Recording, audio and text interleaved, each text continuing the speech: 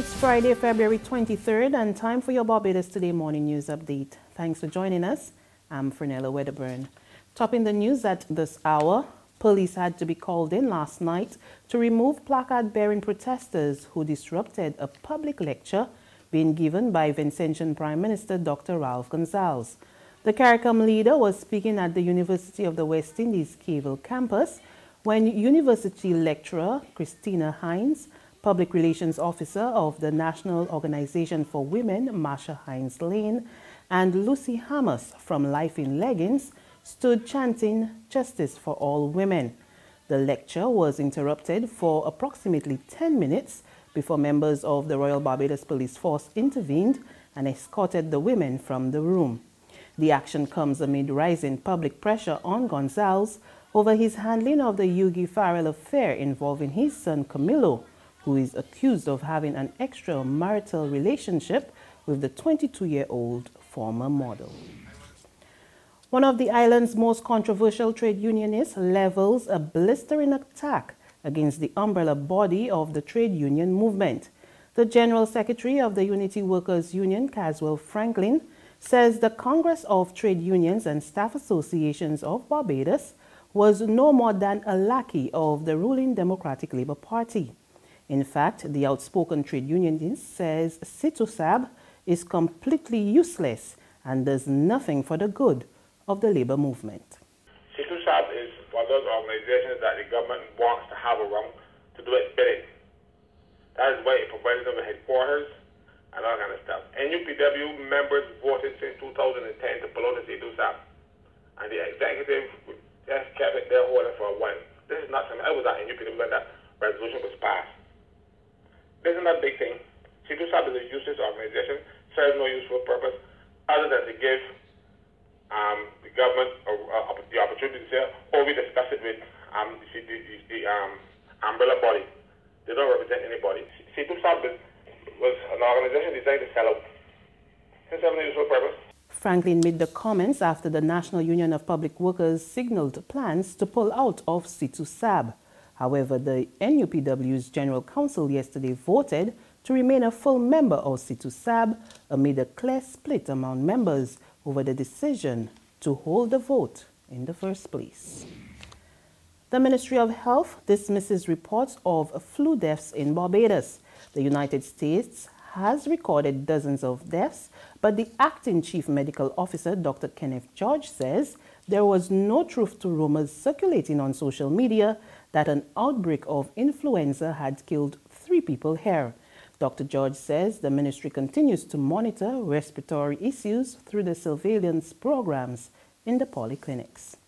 Having our immunization program, we knew we started a bit late. However, we were still able to cover the major areas, for example, the geriatric hospitals and frontline staff members. But giving the flu vaccine so late in the season is the less efficacious it becomes the later you give it. We will continue to monitor the cases.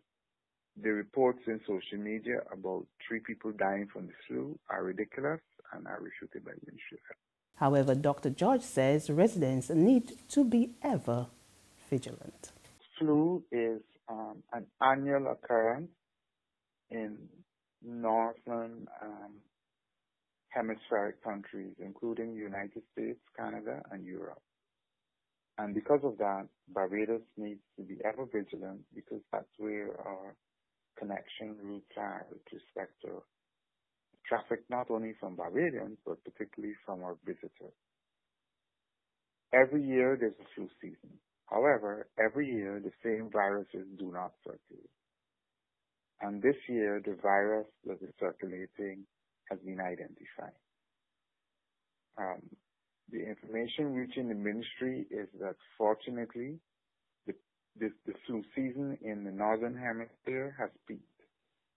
And therefore we will expect that the issues surrounding the spill-off of flu will be lessened in our region. Argofest 2018 is on. Today marks the start of the island's premier agriculture exhibition, and hundreds of students are expected to flock to the Queen's Park venue. Last night, our Kobe Brooms visited the location where exhibitors were busy making last-minute preparations for today's opening.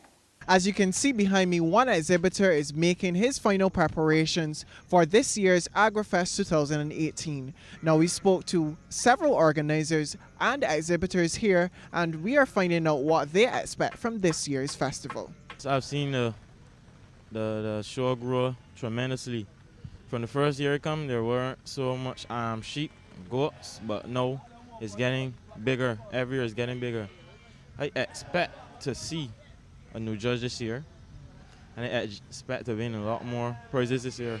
Chief Executive Officer of the Barbados Agricultural Society, James Paul, said that he was happy with the amount of young people involved in this year's festival. He also lamented that they were ready for the school children who will be visiting the park today. I believe that, based on the interest that I'm seeing, we are seeing a consistent interest on the part of the pupils. And what is good too is that I think that we are getting the support of the teachers in the schools, that they are beginning to understand what we are trying to do.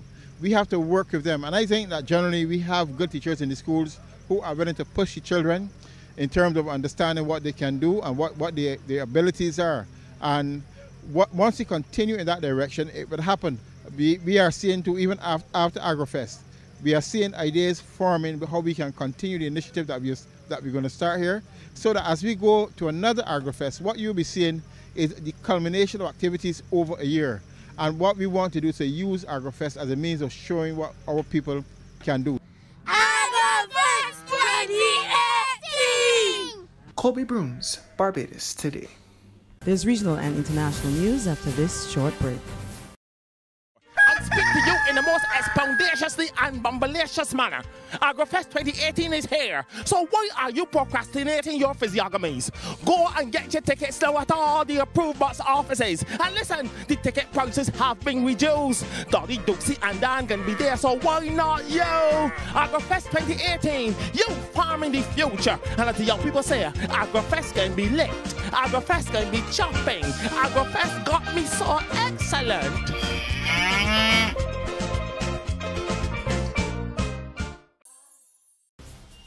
To news from the region, Haiti suspends Oxfam GB operations in the country as it investigates claims of sexual misconduct by charity staff after the 2010 earthquake.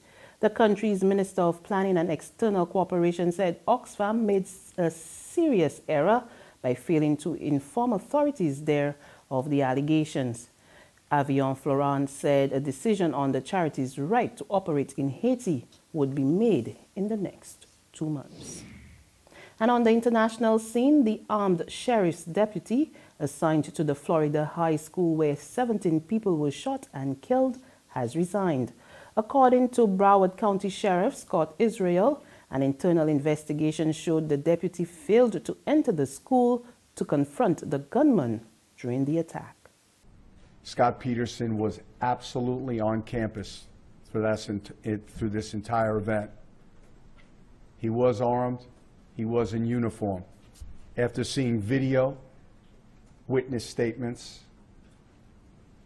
and Scott Peterson's very own statement, I decided this morning to suspend Scott Peterson without pay pending an internal investigation. As is his right, Scott Peterson chose to resign because he has the necessary time with the agency and meets the requirements of retirement. He resigned and /retired. But what I saw was a deputy arrive at the west side of Building 12, take up a position, and he never went in. And on that note, we come to the end of our news update. But for the very latest, visit our website at www.barbadostoday.bb. You can also subscribe to our e-paper, email updates, and like us on Facebook. We're also on Izumi Media and Bus terminals, as well as Screenplay at supermarkets and gas stations near you. And you can also tune in to Mix 96.9 FM. I'm Fernella Wedderburn. To have a fantastic morning. News.